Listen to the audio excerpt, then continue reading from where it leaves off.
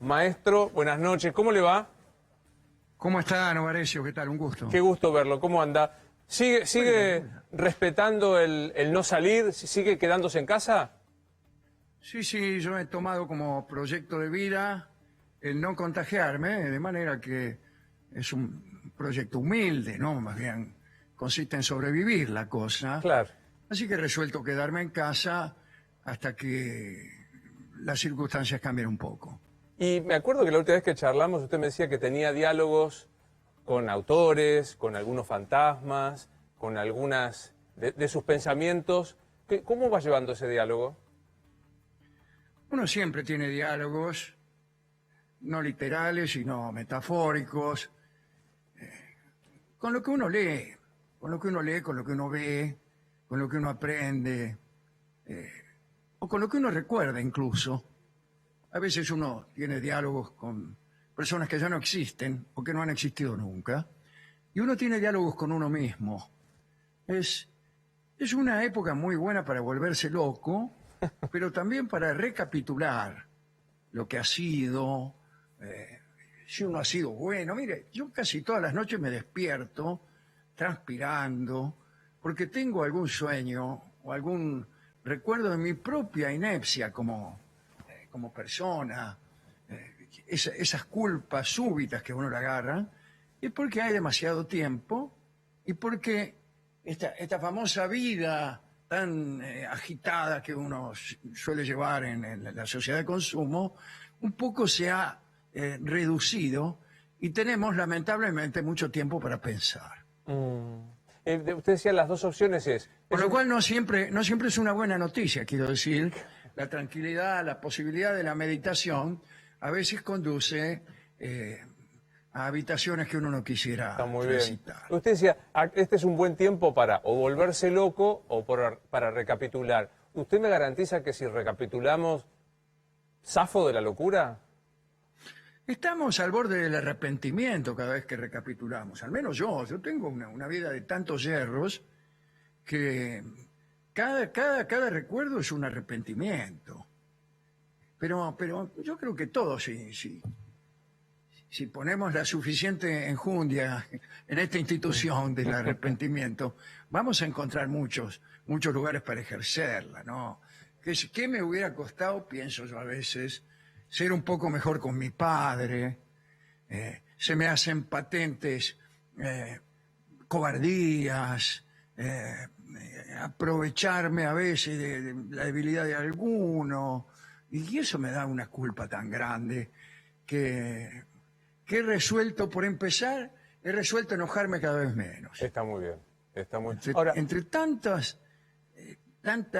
tanta ira, tanta arrogancia como recuerdo de mí mismo, me hago la promesa de una templanza, de la cual, por supuesto, no sé si seré capaz.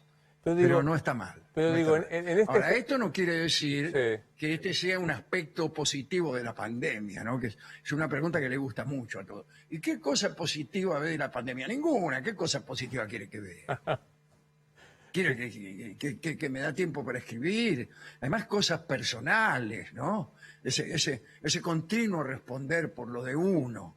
Y qué sé yo. Al principio, lo peor que tiene la pandemia es que la gente se muere. Se enferma y se muere. Y no me preocupo de lo que me pasa a mí. Esto se lo estoy contando sí, para claro. abrir la puerta de otra cosa, ¿no? Que es la sensación de que uno se equivoca tanto que por ahí valdría la pena bajar un poco la soberbia que uno tiene cuando opina. En esto que usted decía que era el tema de qué tiene de bueno la pandemia, y yo comparto, no tiene nada de bueno, veamos un poco lo que tiene de malo o de lo que tiene peor. ¿Le extraña el toqueteo, el contacto físico? Sí, pero al lado de la gente que se muere, me parece un pecado extrañar esas bagatelas. Sí, digo, bueno, sí, claro, ¿cómo extraño jugar al fútbol o tomar cerveza con mis amigos? Y lo debo haber dicho alguna vez, pero yo les regalo toda la cerveza de mi vida con tal de que no se muera alguien. Ese es el sufrimiento. Perder a un ser querido, morirse uno, enfermarse uno, desaparecer como tantos conocidos y amigos de mucho mérito que que se han muerto. Bueno, ese es el asunto. Lo demás, qué angustia, que me siento frustrado en mi libertad, no tengo posibilidad de decidir. Mentira, si todo el mundo sale y hace lo que quiere. O sea que la frustración personal de los pequeños burgueses me parece que es una cosa de la cual no vale la pena quejarse demasiado. Ahora, ¿no hay un riesgo de, es pregunta, lo estoy pensando mientras lo digo, ¿no hay un riesgo de decir, siendo la tragedia mayor obvia, la desaparición o la muerte por el virus, se parece bastante a poner patente algo que todos deberíamos tener claro, es que nos vamos a morir, con o sin virus, antes Sí, bueno, de... pero si usted dice que todos nos vamos a morir, y entonces, ¿qué hacemos? Si la respuesta a la pandemia es, bueno, si todos nos vamos a morir, de algo hay que morir, bueno, entonces, ¿a qué esperar ante las barreras bajas si de todos modos nos vamos a morir? ¿A qué respetar los semáforos? ¿A qué viajar uno a una velocidad razonable? ¿A qué hacer una vida sana si de todos modos te vas a morir? Bueno, esa especie de fatalismo medio terrible. Algún tiempo atrás nosotros tuvimos algún príncipe fatalista que decía que nadie moría antes de su hora. Bueno, es una de las peores cosas que le puede pasar a una nación, tener un príncipe que diga que nuestra conducta no sirve de nada porque de todos modos nos vamos a morir. Entonces, ¿a qué tanto afán? Claro, no, recuerdo perfectamente ese príncipe que citaba las vísperas. Yo lo planteaba en el sentido de decir que, no, claro, no de descuido, no de desprecio por el otro, porque no solo mi acción me afecta a mí, sino que afecta a los otros, pero decía, efectivamente, no se puede desconocer las vías y desconocer las barreras. La pregunta es, ¿nunca más cruzar la vía a la espera de la llegada de la vacuna o la llegada de la solución? El asunto es cuidarse uno y cuidar a los demás lo mejor que uno pueda. Lo mejor que uno pueda. Es evidente que no se puede hacer una cuarentena completa ni cerrada, porque eso también produce grandes daños.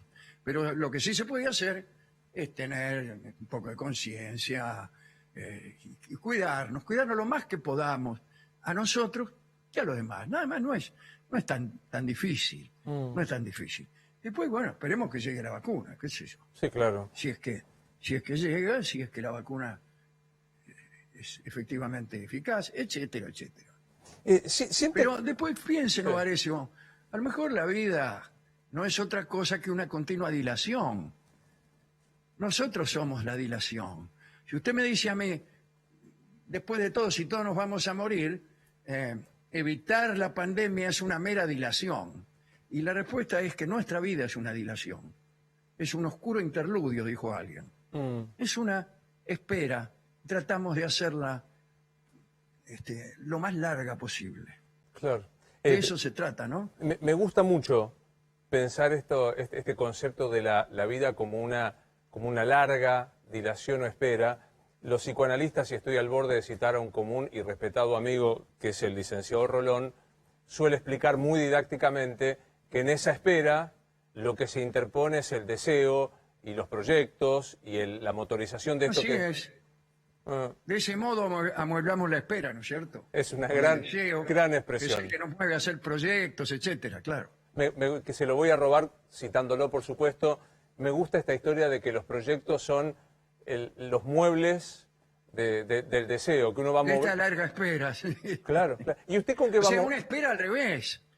Es una espera al revés, la espera de la muerte, porque es una desesperanza más que una esperanza. Claro. Y mientras que cuando uno espera al ser amado, está apurado porque llegue, la otra espera, esta dilación, uno está tratando de que no llegue nunca, ¿no? Claro, obviamente. ¿Y con qué amuebla? Y a mí también me gustó esa idea de amueblar la espera, ¿no? Uno no llega el ómnibus y mientras tanto escribe la Divina Comedia. Por ejemplo, sin ir más lejos. ¿Y usted con qué está amueblando, Alejandro? Yo estoy amueblando terminando de escribir un libro y preparando ahora para, dentro de poco, otro streaming, peor todavía que el anterior, cuyo tema es casualmente la libertad. La libertad en un sentido de perplejidad, digamos, ¿no? ¿Qué cosa es la libertad? No es tan fácil eso. No es tan fácil. O sea, si bien se mira cómo se puede ser libre en un mundo determinista. Hablábamos de la muerte. Bueno, Unamuno decía que estaban no solo las cadenas políticas que uno eventualmente pudiera tener, sino también las cadenas del tiempo, del espacio y de la lógica. Y yo digo que en la estrechez de nuestro ser, en esta certeza de que nos vamos a morir, que usted citó, no podemos considerarnos del todo libres. Uno pregunta, está todo escrito, el universo verdaderamente es determinista. ¿Es el azar, decía Wagenberg, es el azar una consecuencia de nuestra ignorancia o es una prerrogativa de la naturaleza? Es decir, ¿realmente está todo escrito o hay algo en la naturaleza que es azaroso? En cuyo caso ahí la libertad podría tener un lugarcito. Mi respuesta, francamente, es que no lo sé, desde luego, pero lo que deseo es que, siendo como es la ciencia determinista, haya, como dice Borges en un famoso poema, que en las grietas esté Dios acechando. El Dios que cita no es otra cosa que el azar, que lo que por ahí es y no está previsto, ¿no? Afortunadamente ahora parece que buena parte del universo se ha declarado indeterminista, especialmente cuando las cosas son suficientemente pequeñas. De manera que eso, no sé si abre una esperanza, no sé si es eso, pero me parece que la idea de libertad es linda para empezar a pensar Ni hablar. de qué se trata verdaderamente. A mí hay un tema que respecto de eso me perturba permanente. Primero quiero decirle que dijo la palabra grieta, Alejandro. Mañana va a estar titulado que usted habló de Alberto Fernández y la grieta. Le cuento que no va a ser irresistible tomar esa parte que acaba de decir. ¿Quiere hacer alguna aclaración por la palabra grieta y quitarla y lo editamos rápidamente? Úsela, pero bueno, ¿qué pasa? No se puede usar en su sentido más literal ya esa palabra. Meta a hablar de rajaduras solo para no mencionar la palabra. Oiga que me gusta que, segunda cuestión, metamos rajadura, tiene una cierta cosa procaz, pero me gusta que... Sí. que Eso no es muy elegante que digamos, ¿no? pero nos podemos permitir a esta altura de la noche reemplazar la palabra por rajadura. No, pero yo le decía, hay algo que me tiene obsesionado con este tema de la libertad y el determinismo, que es una cosa que apareció en los últimos tiempos, que es el determinismo genético. Yo no sé nada del tema, pero usted habrá visto que parece que nuestros genes son casi como una escritura sagrada propia del Islam, que nos dicen hacia dónde vamos y que no podemos elegir. Y a mí me complica esta historia. Exactamente, y entonces ahí es donde uno se pregunta, ¿y qué hago yo aquí haciéndome mala sangre porque no puedo circular sin registro, creyendo que me han coartado la libertad? ¿Qué hago yo cuando hay otra cadena mucho más terrible que es esa que usted acaba de mencionar? Que yo ni siquiera puedo dejar de ser quien soy por más fuerza que haga, que mi conducta ya estaba escrita antes de yo nacer en esos diseños que usted menciona. Claro. Y todavía más, es extraordinario eso como impulso para el pensamiento y también para una cierta desesperación. Claro, pero claro, y hasta en un terreno en el que uno se siente casi heroico cuando logra conquistar el amor, en realidad se trataría nada más que de un acoplamiento genético más propio de las células que de mi corazón amante. Sí, un truco del universo para conseguir la prosperidad de las distintas especies, ¿no? Entonces, uno que acaba de escribir justamente la comedia quejándose de que Beatriz Portinari Portinaro no nos da bolilla, bueno, debe sentirse bastante mal. Claro. Pero, como quiera que sea, no niegue que es un tema divertido. Si uno se pone a mirarlo de afuera, ¿no? Muy. Este streaming comienza con una orden, y la orden es órdenes tajantes de ser libres, órdenes tajantes de ser libre que el tipo se niega a cumplir. Y ahí está ya la paradoja. ¿Cómo te pueden ordenar tajantemente que seas libre? Claro. Acá yo estaba viendo recién a nuestro querido expert, de cuya inteligencia nadie duda, y sin embargo, me hizo muchísima gracia un titular de una especie de video de promoción de su partido, que decía, mirá qué gracioso es, libertad sí o sí. Y me dio mucha risa porque parece un chiste. ¿Sí o no? Claro, O sea, la libertad consiste en elegir justamente. claro. Si vos decís libertad sí o sí, es que no es libertad. De manera que la libertad justamente es lo contrario de eso.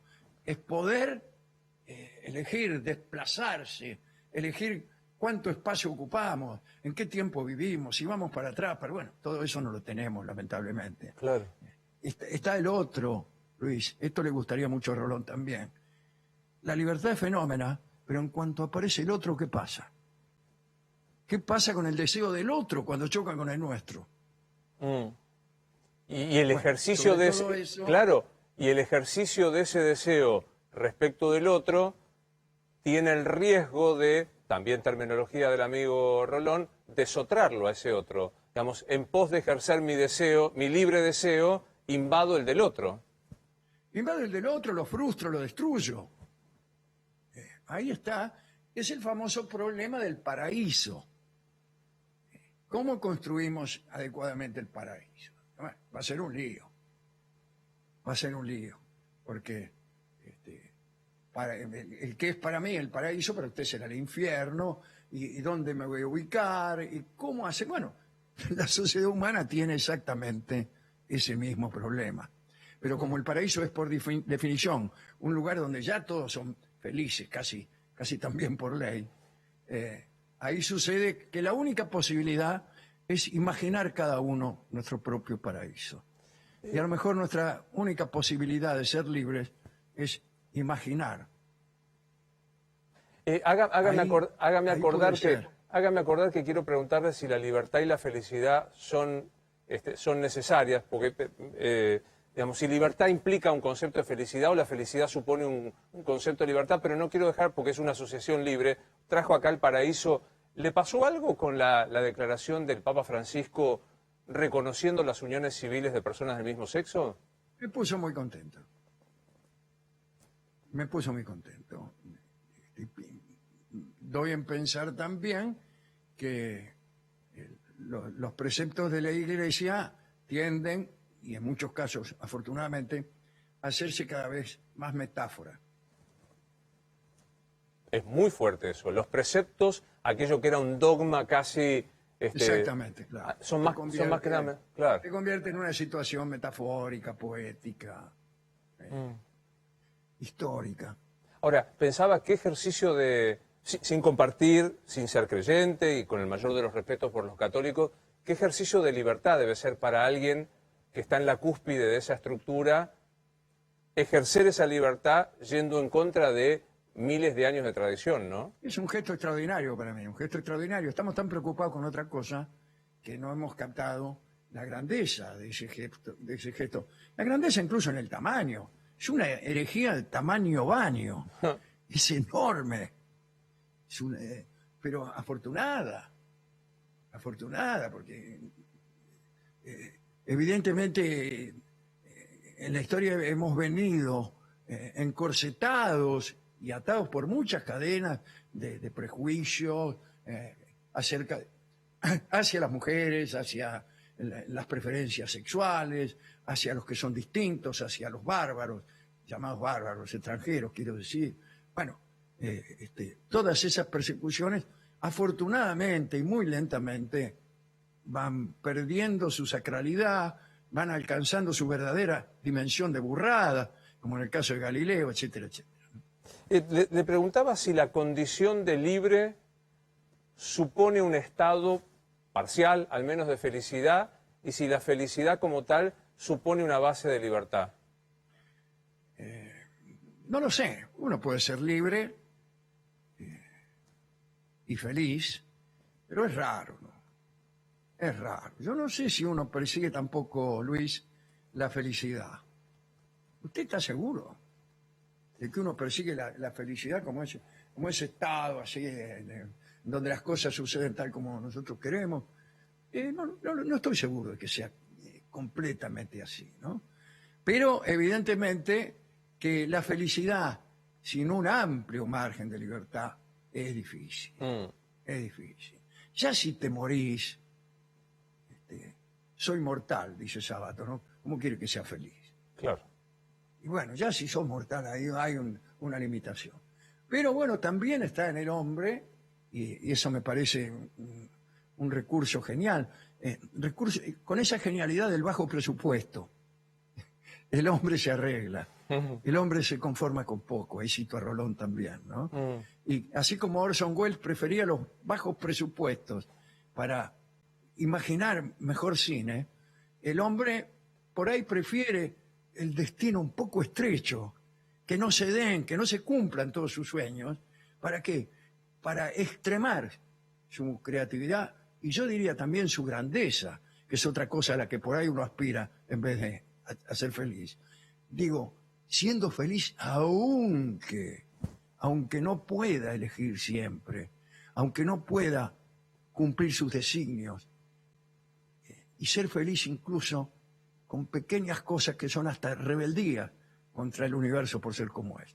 Y un tipo que escribe una poesía encuentra allí una forma de dicha, de grandeza y de realización, aunque se vaya a morir. Y es una observación muy optimista la que usted hace. Esta modestia del recurso para alcanzar, a pesar de esta modestia, un estado que no me atrevo a denominar felicidad porque es cierto, suena muy grande, suena parece que estamos hablando con Aristóteles sentado en la contemplación y esta cosa, ¿no? No, estamos hablando con un reo que canta milongas, claro. Y a menudo es feliz con eso. Claro, nada menos que eso. Me quedo pensando, y voy a hacer una pequeñísima pausa ahora, si es que uno persigue la felicidad. Me acaba de convencer, me siento, como soy pésimo cantando, no podría hacerlo, pero me siento cerca de este que puede cantar la milonga y sentirse... Usted tiene también sus milongas que metafóricamente las canta, evidentemente. ¿Sabe que tiene razón? Y estoy seguro de que le gusta hacerlo. Me gusta la milonga que me toca, incluso se la bailo, si me permite. Haga lo que quiera por un rato. ¿No es cierto que lo podemos hacer? Bueno, me espera un ratito que haga una pequeña pausa. ¿Cuándo es el streaming? Antes que me olvide, ¿cuándo es el streaming nuevo? ¿Perdón? ¿Cuándo es el streaming suyo ¿Cuántos? nuevo? ¿Cuándo? ¿Cuándo es el streaming? ¿Cuándo va a ser el streaming? Es el 14 de noviembre, que es sábado, a las 21:30, y se llama, en la pieza de Dolina 2, La Libertad. Y Bien. usted tiene que, para entrar, anotar ahí entrada1.com. Ahí lo estamos viendo para reiterarlo. Sábado 14, 9:30 de la noche. Y acá yo sí creo en el determinismo sagrado, pagano pero sagrado al fin, que es que el que no compra la entrada le pasan cosas. Esto está escrito. O sea, así que espéreme un cachito. Sí, lo voy a esperar. Si no entran, les pasan cosas. Yo esto lo puedo saber. Ya volvemos.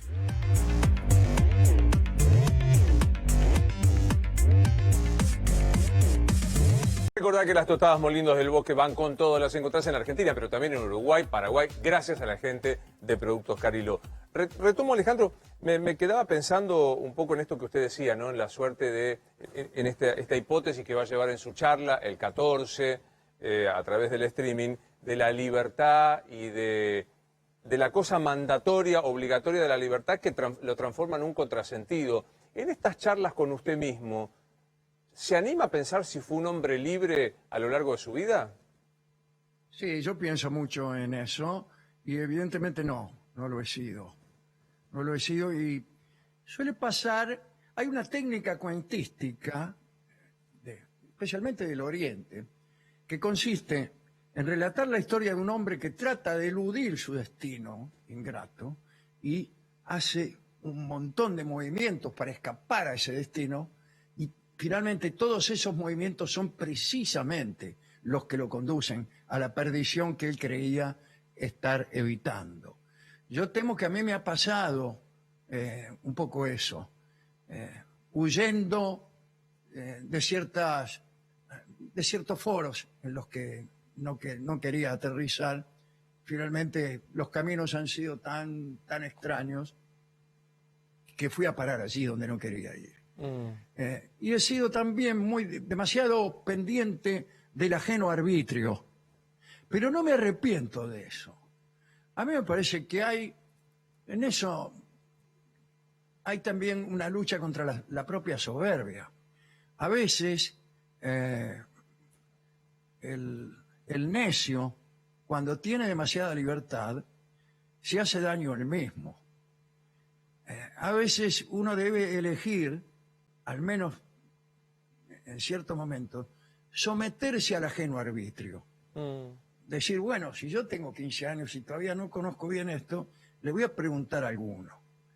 Si yo quiero escribir este soneto, le voy a preguntar a alguno. Porque uno corre el riesgo de ensoberbecerse con su propia libertad y tomar decisiones pésimas cuyo único mérito es justamente esa libertad. Así conozco yo directores de cine que se han propuesto no ver películas de otros directores para evitar ser influidos. A veces, querido Novarecio, hay que dejarse manipular un poco, hay que dejarse enseñar. No digo que haya que agachar la cabeza y tener un comportamiento rebaniego, digo que haya que esperar el momento en que uno está listo para dar el salto hacia la libertad. No rebelarse por bagatelas, esperar el momento en que la rebelión verdaderamente tenga sentido. Claro. Ser rebelde de puro gusto y salir a patear tachos de basura creyendo que de este modo tiembla la sociedad de consumo, me parece verdaderamente un error. Usted ha introducido una institución, como la mencionó antes, que es el artefacto de la soberbia. Y me gustaría, deme 2 segundos, que escucharlo hablar sobre este artefacto de la soberbia. ¿Me da un cachito y ya vuelvo? Pero claro que sí, sí. Ahí venimos.